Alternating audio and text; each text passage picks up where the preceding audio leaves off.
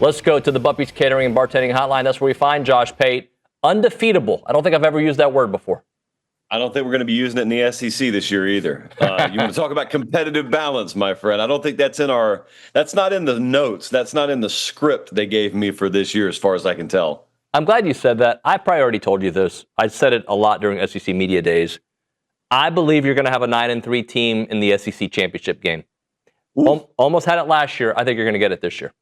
And you're not going as far as to specify whether all three losses are conference losses, right? You're just Correct. saying a 9-3 team. Yeah, correct. So A&M could theoretically lose in South Bend, drop a couple of conference games, tied. They got the head-to-head over the team they're tied with in conference play.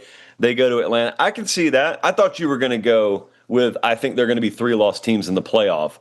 Notice I said plural, lost teams in the playoff. Right. Because that's where I am. I put the over-under at 1.5, 3 lost teams in the playoff, and promptly took the over. So I think it's going to be that kind of year. I do too. By the way, last week, like when I go to Houston, I sometimes go to certain hard neighborhoods, right? The Fifth Ward. If you go to LA, you go to Compton. You went to the Big Ten Media Days, where apparently there's a rivalry brewing with the way they look at the SEC. And how was that whole, like, I knew that would be a storyline. I didn't think it would be so, like, all the coaches would kind of just weigh in on it. I didn't either. It didn't surprise me. It was one of those, as I was listening, me telling myself, oh, now that I think about it, this makes sense. I don't know if you ever, like, we used to do Max Day, for example, in weight training, and everyone would look forward to it. When you're in high school, you're still developing too, so you go from being able to bench 135 to 205 to, man, can I get 3 plates one day? Well, anyway, you're competing against each other. And I remember very vividly, we had a kid, I will not mention his name, even though there's zero chance he's watching. He was someone who had never touched weights before. And so he got in a structured weight training program. His max started to go up pretty quick. That's what happens to a normal adult male who touches weights for the first time in high school. Newbie games. Yeah. He was competing. Let's say we got Jeff and Andy here, and Jeff is weaker than Andy, but Andy's been working out for a little while. And so then max day, Jeff passes Andy, but still is so insecure and has this inferiority complex towards Andy and keeps mentioning him every other sentence. And you're like, Jeff, are you looking at the grease board? Like, you've outmaxed him 2 max days in a row. What are you doing? And what you come to find out, David, is results really cannot cure an inferiority complex. Only you can cure an inferiority complex. It was so stupid. It wasn't just the Big Ten. I love Rhett Lashley. He made a ridiculously unfounded in logic type of point the other day at their media days. Signetti, their schedule's terrible. Everybody knows their schedule's soft. Everybody knows a quarter of the country would have stood a reasonable chance of navigating their schedule and flirting with a playoff spot last year. You don't have to apologize for it. In fact, I don't even think anyone's asking anyone to apologize for that. But it's this bad faith, like misdirection, that it boggled my mind. The SEC was guilty of it too. I heard some terrible arguments from the SEC side of things when we were down there in Atlanta. And so it reeks of someone who thinks their entire audience is 5-year-olds. And you can say whatever you want to them and, oh, they'll believe it. They're just 5. They won't learn the truth for several years now. But we're allegedly adults. So I just wish someone would shoot straight. The one I appreciated the most was Eli Drinkwitz, because Eli Drinkwitz really didn't care. He didn't look for sign-off from the league office. He didn't run his statements through Birmingham before he just spoke his mind. At that point, David, I don't care if I agree with you or not. I happen to agree with some of Drink. I disagree with some of him, but at least it wasn't filtered. At least he got up there, and I think the exact words came out of his mouth this may make our league unhappy, but it's just the way I feel. Well, good. And you know what? No one died. No one got arrested. And everyone just went home and went to bed, woke up the next day. That is okay. It is still okay to live in that world. Josh, I want to get into some actual football things because we start practice here at A&M tomorrow. Fall camp starts tomorrow. But before that, what did you think of the North Carolina story that was floated out there and now, or it's kind of later in the summer of when we hear about this potential, movement from programs. Do you think that is a real thing, and do you see the SEC expanding here in the next year or two? I think they're both going to expand. I say expand. I think expansion is a safe word for it. Everybody should be focused. Well, excuse me. Everyone should be focused on the football season. That's my advice. But if you're sadistic enough to be interested in expansion and realignment over the sport itself or the game itself, 2030 is really where you want to focus your attention. That's when all the media rights deals are up. It's like 30/31.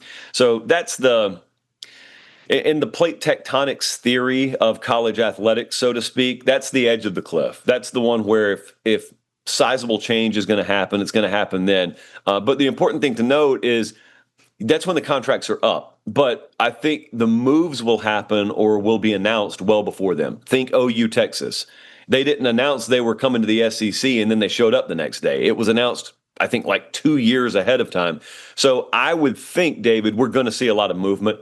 I would think the ACC is very much on borrowed time, and whether it's a Clemson and Florida State, whether it's Miami or North Carolina, Virginia Tech, whoever it may be, if they're going, I think they're going by that 2030 window. And then, look, your guess is as good as my guess is as good as a university president or conference commissioner's guess as to what that structure would look like. I don't think there's any skill in knowing it. I don't think anything's been more than sketched out on the back of a pizza box at this point. There's no skill in predicting that. There is sort of guided knowledge in predicting that, yeah, something's coming. Like that smoke doesn't continue to billow from nothing. Talking to Josh Pate here on TexAgs Live. Josh, the DJ Lagway situation, I don't know if concerning is the right word. Yeah, it is concerning. I don't think it's going to be something that potentially plagues him. But if I'm taking a 30,000-foot view, I'm like, didn't play during spring, didn't throw. Now this is up. He could be at practice tomorrow. Who knows, right? But it does at least make me pause for a moment. What's your take on it? Completely valid to be concerned. Not in the sense of this injury is going to derail his season. The concept of being injury prone, just as a concept, we've seen that with a million players before. He would just be 1,000,001. And if that's, if that's a tag that stays with him, especially given the style that he plays with, then it's going to be a problem. It's not anything he can avoid per se. Like, I don't doubt he's working hard. I don't doubt, in fact, I know for a fact they got about the best people from a medical and nutrition standpoint in the world at the University of Florida. They've done a great deal in investing in that infrastructure. But if you end up being an injury-prone guy, you're an injury-prone guy. I hope that that's unfounded, and I hope that these have been just two random things that happen to coincide in their timing, and it's much ado about nothing. I hope that's the case because I really think they can do some special things this year. But to anyone who says, I'm not worried, it's a defense mechanism. Like any Florida fan who says, oh, I'm not worried at all about it. Really? You're not worried at all that your quarterback missed spring and now coming into fall camp, there is a separate issue that's popped up. I don't care if he misses 48 hours because of it.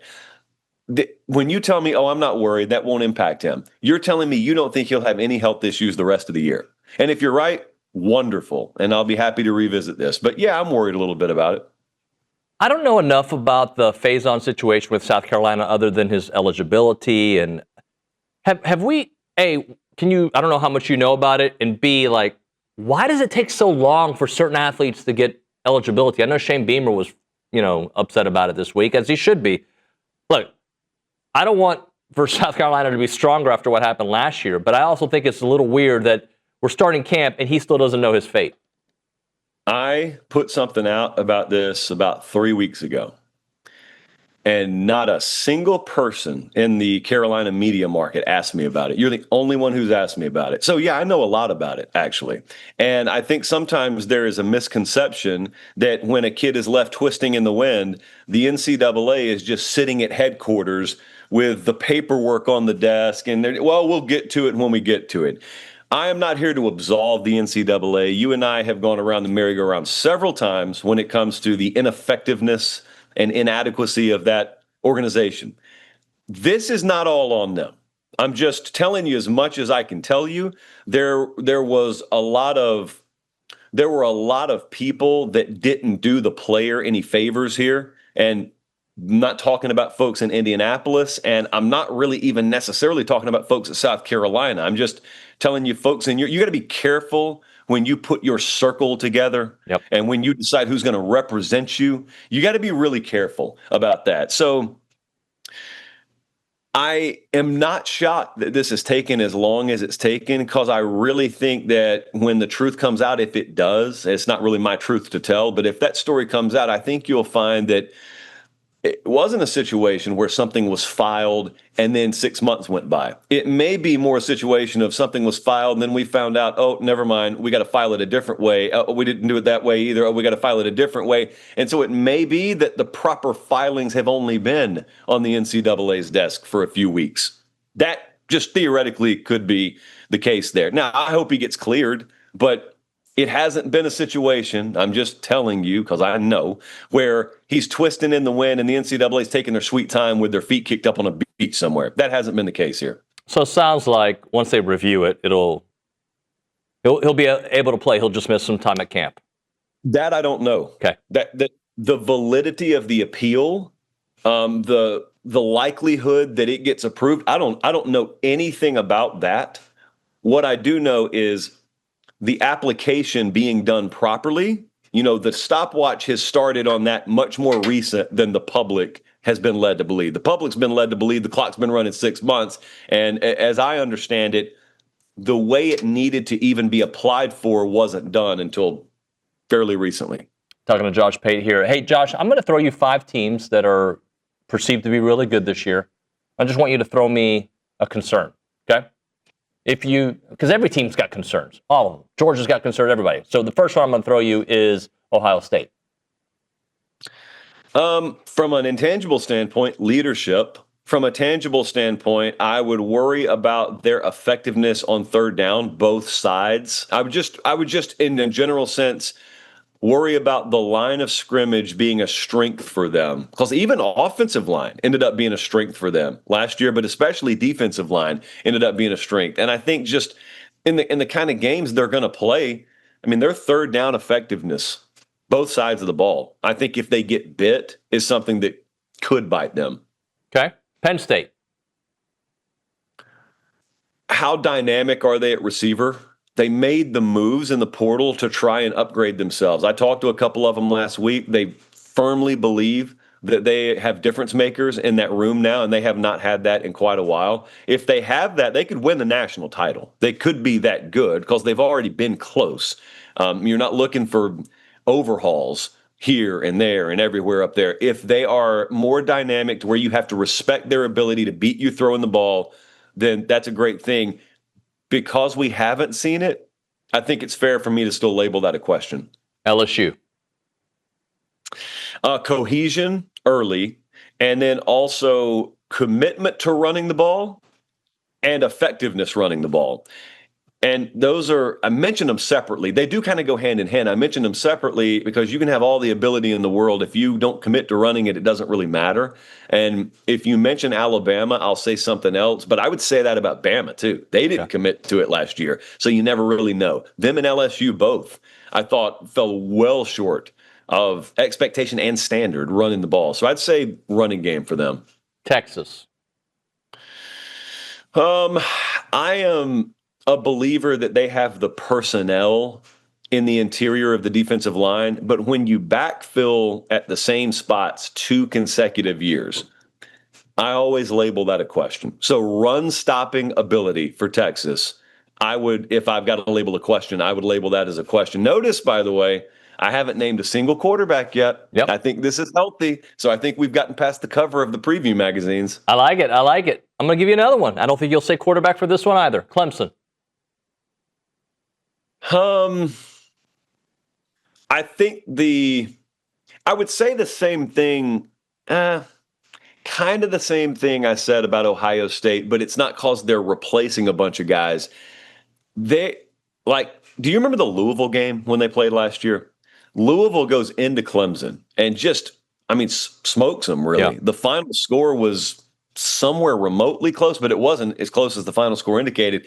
And Louisville just kind of had their way with them on the ground. And a lot of those same players are being counted on to be part of a pretty ferocious defense this year. And I think a lot of people look at that Tiger Paw, they still remember 10 years ago, and they get amnesia from the more recent history. So they forget what last year showed them, and they just assume, oh, we got Tom Allen, so we'll be fine. We got some NFL caliber guys. Do you play that way? Is Clemson in a situation where they need 17 to win or 37 to win? Now, they could probably do either. One of them's much more difficult than the other. I just think about the overall caliber of defense they're going to play. I guess I would go front, but I look at pass defense every bit as much as I look at that. I wonder if they play up to standard or if it's a more situational, opportunistic type defense, but where they occasionally go into a game knowing we're going to need 35, we're going to need 38. That's just the kind of game it's going to be today. Now the real question, Texas A&M, what's your real concern for them? The concern is I was actually watching a lot of Marcel this morning. The stuff that he did in the LSU game, the flashes he showed in the LSU game, can he string together more consistent periods of play like that? If he doesn't, they can still win. But if he doesn't, their margin for error is so razor thin. Whereas if the dynamics that he can have as a passer come a little bit further, then you give yourself more wiggle room. You give yourself a little more rope, more ability to screw up and make up for it. So I guess we could call that a concern. We could call that a question, whatever. And then the other one obviously would be you're going to make the quantum leap defensively like I think you're going to make with Mike Elko with all three hands on the wheel, basically. That would be sort of a 1A, 1B for me with A&M. Here's another SEC question for you. And it's more a statement. I'm actually surprised that Pribula is not for sure the starting quarterback at Missouri after an offseason where all the things I read was, he's ready. And I guess what Drink said recently was like he and Sam Horn are going to split it in the beginning, which I guess I was a little surprised by that. I still would be surprised by it. I don't really care what they say. He knows his team infinitely better than I do, but I'd still be surprised by it. I just short of that kid completely mailing in his summer program or being injured and we don't know about it, something like that. Short of that happening, I'd be extremely surprised if past the first game of the season, he's not the full-time starter. Okay, I'm going to close out with this. I want one SEC coach and maybe one college football coach in general that we're going to have a different opinion of, a higher opinion of at the end of the year. So Ryan Day, at one point, people were ready to fire him. And then obviously he wins the national championship. It doesn't have to be that dramatic, but maybe somebody in the SEC at the end of the year, you're like, this guy rose a lot of spots in the eyes of many, and then just college football in general. I think DeBoer at Alabama, there's still people who doubt him, so I think highly of them this year. So he'd be my SEC guy. I'm trying to, you know what? Mike Elko's the answer. Never mind. Mike Elko's the answer. I don't just say that because I'm on with you. I was thinking about the map of the SEC because DeBoer played in the national title game 24 months ago. People don't think as highly of Mike Elko. They will by the end of the year. I think they'll challenge for a playoff spot. So I'd stay in the state of Texas for my national guy. Dave Aranda, I think, is going to have a massive bounce back perception year for Baylor. He gets a chance to do it early because they get that standalone Friday night spot against an SEC team in Auburn. So, David, I think they could actually be in the Big 12 title game the closer I look at them. So give me Elko, give me Aranda. I never even had to leave the state. The Aranda one is interesting. I like him a lot. I didn't see the full. I saw the quote. What was the? Maybe we shouldn't get into the specifics of it, but did anybody ever follow up when he was talking? What was it? Something about little people? I don't know. Did anybody follow up with what he was trying to say? Let me answer your question with a question. Okay. Is it even possible to follow up? I don't think it is. He went a lot of different directions in that one answer.